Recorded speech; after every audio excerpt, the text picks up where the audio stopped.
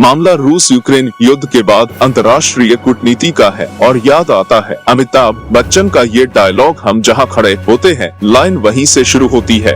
छोटा मुंह बड़ी बात लगेगी, लेकिन भारत आज वैश्विक पटल पर उसी अमिताभ बच्चन की भूमिका में दिखाई दे रहा है। Jawaharlal Nehru, Sukarno, Marshal Tito, Abdul Nasser ने भी नहीं सोचा होगा जिस गुटनिरपेक्ष दुनिया का वो सपना साकार कर रहे हैं उसी के सापेक्ष पूरी दुनिया नाचेगी। आज की सच्चाई देख लीजिए, न हम अमेरिका या नाटो के पीछे हैं और न ही रूस के, हम अपनी जगह हैं। बाकी देश बारी बारी से बता रहे हैं कि वो भारत के साथ हैं या नहीं हैं। इस ऐतिहासिक बदलाव में प्रधानमंत्री नरेंद्र मोदी और विदेश मंत्री एस जयशंकर की चमत्कारी भूमिका रही है, जिसकी नींव 26 फरवरी को पड़ गई थी। यूक्रेन पर रूस के हमले के 2 दिन बाद जब संयुक्त राष्ट्र सुरक्षा परिषद में भारत ने वोटिंग नहीं की, इसमें स्पेशल मिलिट्री ऑपरेशन के नाम पर हमला करने के लिए रूस की भर्त्सना की गई थी। हंगामा मच गया। शुरुआती कुछ दिनों में लगा जैसे भारत पर पश्चिम का दबाव काम कर जाएगा, लेकिन अजित डोभाल, मोदी और जयशंकर ने जो फौलादी रुख अख्तियार किया, उससे पश्चिम को एहसास हो गया कि रूस के साथ वो दोस्ती भारत नहीं तोड़ सकता। फिर नरम पड़ गए। भारत ने साफ बता दिया कि तुम बैन लगाओ, हम तो रूस से तेल खरीदेंगे, क्योंकि हम पश्चिम पूर्व या नाटो क्वाड देखकर नहीं बल्कि देशहित में फैसला करते हैं। अमेरिका रक्षा मंत्री ने तो भारत आकर यहाँ तक कह दिया, अगर चीन ने लद्दाख में दुस्साहस किया तो वो चुप नहीं बैठेगा। हमने कहा ठीक है, लेकिन इससे हम रूस पर अपनी नीति नहीं बदलेंगे। 7 महीने हो गए, जंग जारी है। फिर अचानक 17 सितंबर को कुछ ऐसा हुआ कि नाटो की बाँछें खिल गईं। शंघाई सहयोग संगठन स्को समिट की बैठक में व्लादिमीर पुतिन को नरेंद्र मोदी ने साफ कह दिया कि यह युग युद्ध का नहीं है, हमें डेमोक्रेसी, डायलॉग और डिप्लोमेसी से काम करना चाहिए। बस बाइडेन से लेकर मैक्रो तक को लगा कि हम जो नहीं कर पाए वो काम मोदी ने कर दिया, क्योंकि पुतिन ने भी कहा कि वो भारत की भावनाओं को समझते हैं। अब आज 30 सितंबर है और पुतिन यूक्रेन के 4 इलाकों खेरसोन, लुहांस्क, डोनेट्स्क और जैपोरिजिया पर कब्जे की फाइल पर दस्तखत कर चुके हैं। ये पहला मौका नहीं है। इससे पहले 2014 में क्रीमिया को भी पुतिन ने ताकत के बल पर रूस में शामिल करा लिया था, जब अमेरिका, यूरोप और यूक्रेन के राष्ट्रपति वोलोदिमीर जेलेंस्की पूर्वी यूक्रेन में एक के बाद एक रूसी सेना की हार का जश्न मना रहे थे, तब पुतिन ने वहीं जनमत संग्रह की चाल चल दी। 23 से 27 सितंबर के बीच 4 इलाकों में जनमत संग्रह कराए गए।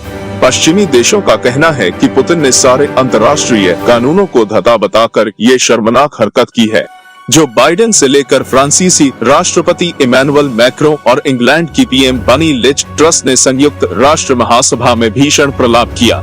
रूस को गंभीर परिणाम भुगतने की चेतावनी दी गई, लेकिन ये चेतावनी किसी काम के होती तो पुतिन यूक्रेन पर हमला ही क्यों करते।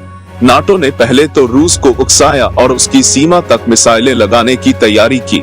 दूसरी ओर जेलेंस्की को दिलासा देते रहे कि अगर रूस ने हमला किया तो नाटो चुप नहीं बैठेगा। जब हमला हुआ तब खिग्गी बंध गई। जुबान चलाना आसान होता है, मिसाइलें चलाना मुश्किल। तीसरे विश्व युद्ध से दुनिया को बचाने के नाम पर नाटो ने यूक्रेन को जलने दिया। अब हथियार भेजकर मदद का दावा कर रहे हैं, क्या पता कल उसका हिसाब भी कर लें। मोदी ने खींच दी लकीर। खैर, दुनिया की सबसे बड़ी पंचायत में वर्ल्ड लीडर्स ने थोक भाव ने हमारे प्रधानमंत्री नरेंद्र मोदी की तारीफ की।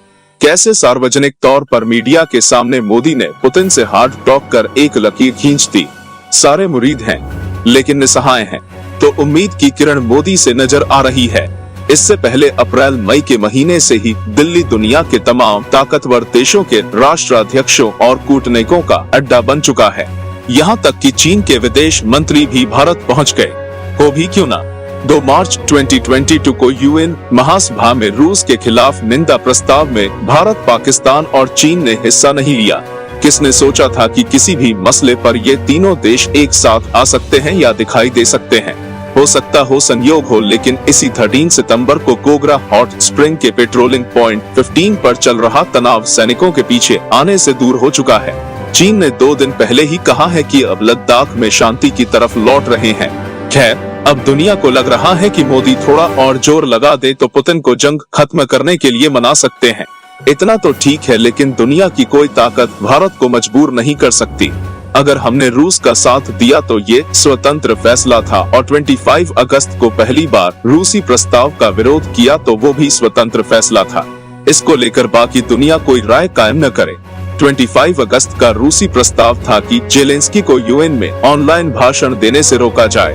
भारत ने इसका विरोध किया। पश्चिमी मीडिया ने इसे हमारे बदलते रुख के तौर पर पेश किया, लेकिन जल्दी ही समझा दिया गया कि ये वोट रूस के खिलाफ नहीं है। दरअसल ये रूस के साथ दोस्ती बढ़ाने वाला दांव था। अब जब वॉशिंगटन में 11 दिनों के भीतर 50 से ज्यादा देशों के साथ ताबड़तोड़ मीटिंग कर एस जयशंकर ने हर कठिन सवाल का सीधा और तगड़ा जवाब दिया है, तब अमेरिका ने नई डिमांड सामने रखी है। अमेरिका हमसे ये कह रहा है कि रूस ने यूक्रेन के 4 इलाकों पर कब्जा किया है, जिसके खिलाफ यूएन में प्रस्ताव लाया जाएगा और भारत को इसका समर्थन करना चाहिए।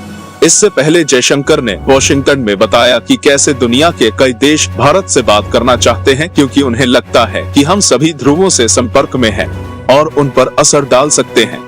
इससे पहले संयुक्त राष्ट्र महासभा में जयशंकर ने कहा था, दुनिया जिस अवस्था में है उसमें भारत महत्व रखता है। हम एक सेतु हैं, हम एक आवाज हैं, हम एक दृष्टिकोण, एक जरिया है। अब बात आती है कि यूएन में रूस के खिलाफ फिर प्रस्ताव आएगा तो भारत क्या करेगा? ये सवाल पत्रकारों ने जयशंकर से भी पूछ लिया।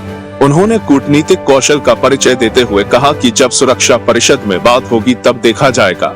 यूएन में हमारे राजदूत इसका जवाब देंगे। माना जा रहा है कि अगले हफ्ते तक अमेरिका की तरफ से ये प्रस्ताव यूएन में आएगा। हमारा रुख हमें पता है, लेकिन अमेरिका को किसी तरह के दबाव से बाज आना चाहिए। न हम पहले झुके हैं, न आगे झुकेंगे। राष्ट्रहित में जो उचित होगा वैसा करेंगे। पहले हम पश्चिम की चाल समझते थे पर हाथ बंधे थे, लेकिन ये सरकार चुप नहीं बैठती, मुंह भर सुना देती है। आपने भी देखा होगा कैसे अमेरिका ने पाकिस्तान को F-16 लड़ाकू विमानों के रखरखाव के लिए $45 करोड़ दे दिए और बताया कि आतंकवाद के खिलाफ लड़ाई में ये काम आएंगे। तो एस जयशंकर ने सुना दिया कि ये दलील देकर तुम किसको मूर्ख बना रहे हो। उधर जो बाइडेन बिना भारत का नाम लिए यूएन में कहते हैं कि समय आ गया है, सुरक्षा परिषद का विस्तार किया जाए, मतलब भारत को शामिल किया जाए। ये मस्का लगाने जैसा है या कुछ और पता नहीं, पर यही हमारी जीत है। दुनिया को पता चल चुका है कि आंख दिखाकर भारत को झुका नहीं सकते।